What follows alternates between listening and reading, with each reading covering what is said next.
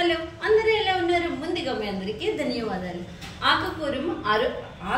ఆకుకూరలు ఆరోగ్యానికి చాలా మంచిదని తెలుసు కదా, కానీ మనం ఇడ్లీలో ఒక్కసారైనా ఉండేలాగా ఆకుకూరని చూసుకోవాలి. అయితే ఆకుకూరలతో చాలా వంటకాలే చేశాను, మన ఛానల్లో ఉన్నాయి, వెళ్ళి చూసేయండి. అయితే ఈరోజు మరొకసారి పాలకూరతో పాలకూర పన్నీర్ బిర్యానీ అయితే టేస్ట్ చాలా బాగుంటుంది. పిల్లలు స్కూల్ నుంచి రాగానే తినడానికి కానీ, స్కూల్కి లంచ్ బాక్స్ తీసుకెళ్ళడానికి కానీ ఇది చాలా బాగా ఇష్టపడతారు. నేను చెప్పే విధంగా మీరు కూడా చేసేయండి. అయితే ఇక్కడ నేను పాలకూర పన్నీర్ బిర్యానీ కోసం నేను 50 రూపాయలు ఫ్రెష్గా చాలా నైట్గా ఉంది 50 రూపాయల పాలకూర అయితే తీసుకొచ్చేసాను. దీన్ని వేళ్ళు అన్ని కట్ చేసేసి ఇందులో అక్కడక్కడ గడ్డి కూడా ఉంటుంది, దాన్ని మనం జాగ్రత్తగా తీసి మంచిగా కడిగి పక్కన పెట్టుకోవాలి. మనం తీసుకునే పాలకూర అంతా ఇలా ముక్కలుగా కట్ చేసుకున్నాం అన్నమాట. ఇప్పుడు దీన్ని మనం స్టవ్ పైన పెట్టి దీనికున్న ఆకుకూరలు పాలకూరలో నీరు ఎక్కువ ఉంటుంది కాబట్టి నీరంతా ఇంకేదాకా మనం స్టవ్ పైన పెట్టి ఆయిల్లో పెట్టి నీరంతా ఇంకేదాకా మనం ఉడికించుకోవాలి పాలకూరని. ఇప్పుడు బిర్యానీ పోపు పెట్టుకోవడం కోసం ఇక్కడ మిడిల్ సైజ్ ఉల్లిపాయలు 3 తీసుకున్నాను, చిన్నపాటి టమోటాస్ 4 తీసుకున్నాను. ఇప్పుడు ఇట్లా మనం మిక్సీలో కచ్చబిచ్చగా మిక్సీ పట్టుకోవాలి. మీకు చూపించిన ఉల్లిపాయ టమోటా ఇట్లా కచ్చాబిచ్చుగా మనం మిక్సీ పట్టుకోవాలి. స్టవ్ పైన ఆల్రెడీ కుక్కర్ పెట్టుకున్నాం. ఈ కుక్కర్లో మనం 3.5 స్పూన్ వరకు నూనెను పోసుకోవాలి. అయితే మా ఇంట్లో మసాలాలు ఎక్కువ స్పైసీగా తినరు, నీట్గా ప్లెయిన్గా ఉండాలన్నమాట. అందుకే మసాలాలు ఎక్కువ యాడ్ చేయలేదు. ఒక చెక్క, 2 మరాఠీ మొగ్గలు, ఒక 5 లవంగాలు, 2 యాలక్కాయలు తీసుకున్నాం. నూనెలో వేసేసుకోవాలి. మనం పేస్ట్ చేసుకున్నాం కదా, దాన్ని కూడా మనం వేసేసుకోవాలి. వేసి దీన్ని పచ్చివాసన పోయేదాకా మంచిగా మనం వేయించుకోవాలి. సరే, పక్కన మనం పాలకూరకునే నీరంతా ఇలా ఉడికిపోతుంది. పక్కన అయితే పోపు వేసుకున్నాం. అయితే ఈ రైస్ని పాలకూర రైస్ అనొచ్చు, చాలా టేస్ట్ కూడా చాలా బాగుంటుంది. పచ్చిమిర్చికాయలు ఇలా ఘాటు పెట్టి కాస్తంత ఇట్లా ఘాటు పెట్టి ఇందులో వేసేసుకోవాలి. కాస్తంత కరివేపాకును కూడా వేసుకోవాలి. ఈ ఉల్లిపాయ టమోటా బాయిల్ అయింది కదా, ఇందులో మనం అల్లం వెల్లుల్లి పేస్ట్ని మనం వేసుకోవాలి. 1.5 స్పూన్ వరకు కూడా మనం అల్లం వెల్లుల్లి పేస్ట్ అనేది యాడ్ చేసుకోవాలి.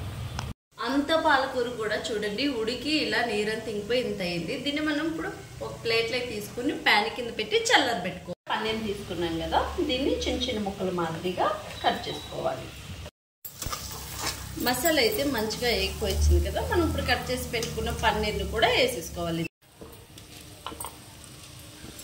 ఇదొక 5 నిమిషాలు ఈ మసాలాలో పన్నీర్ కూడా వేగాలి. మంచిగా అయితే ఈ పాలకు చల్లగా అయిపోయింది, ఉడికించింది. ఇప్పుడు మనం ఉల్లిపాయ అది పేస్ట్ చేసుకున్నాం కదా, అదే మిక్సీ గిన్నెలో వేసి మంచిగా మనం మెత్తగా పేస్ట్ లాగా ఆడుకోవాలి. మనం పాలకూరని ఇలా పేస్ట్ మాదిరిగా ఆడుకున్నాం కదా, ఇందులో ఇది కూడా వేసేసుకోవడమే. మసాలాలు కలిసేలాగా మనం ఇందులో వేసి ఇలా కలిపేసుకోవాలి. పాలకూర వేసిన వెంబడే మనం రైస్ని కూడా వేసేసుకోవాలి. ఇక్కడ నేను 1/2 కేజీ రైస్ అయితే తీసుకున్నాను. ఓకే, 1కి 2 గ్లాసుల చొప్పున రైస్ని నీళ్ళు అనేది వేసుకోవాలి. ఇక్కడ నేను 2.5 గ్లాస్ రైస్ తీసుకున్నాను. 5 గ్లాసెస్ వాటర్ వేసుకోవాలి. అయితే నీళ్ళు వేసేస్తున్నాను. ఇప్పుడు దీనికి తగినంత సాల్ట్ని మనం వేసేసుకోవాలి. కూడా మనం యాడ్ చేసుకోవాలి. మీరు ఎక్కువ తింటే కాస్తంత ఎక్కువ వేసుకోండి, తక్కువ తింటే తగ్గించుకోండి. కూడా యాడ్ చేసుకోవాలి. ఇప్పుడు ఇదంతా ఒకసారి మనం మంచిగా ఇలా కలుపుకోవాలి. ఇప్పుడు ఇందులో సాల్ట్ సరిపోయిందో లేదో ఒకసారి రుచి చూసుకోవాలి. ఇప్పుడు ఇందులో ఒక 6 మిరియాల గింజలు కూడా వేసుకోవాలి. కాస్తంత ఇంట్లో తయారు చేసుకున్న బటర్ని అయితే వేసుకోవాలి. బటర్ అంటే అదే పాలమిగడతోనే తయారు చేసుకునేది. మీకు ఇంట్లో లేకపోతే బయట దొరుకుతుంది, ఉంటే వేసుకుంటే, లేకపోయినా నో ప్రాబ్లం. నెయ్యి ఏదో యాడ్ చేసుకోండి.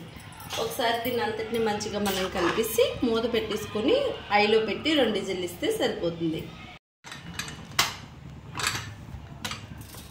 ఓకే, క్లోజ్ అయితే చేసుకున్నాం.